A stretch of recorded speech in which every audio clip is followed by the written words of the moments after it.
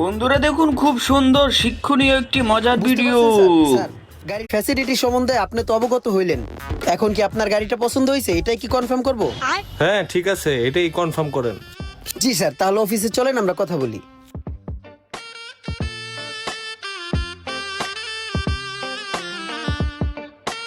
Sir, এই ভাইয়াটা আমাদের ওই সামনের একুয়া 4.5 গ্রেডের গাড়িটা পছন্দ করছে, সে এটা নিতে চাই, একটু কথা বলেন স্যার।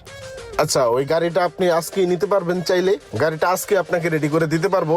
আর নাম্বার করতে দিলে 2 দিন পরে নাম্বার পাবেন।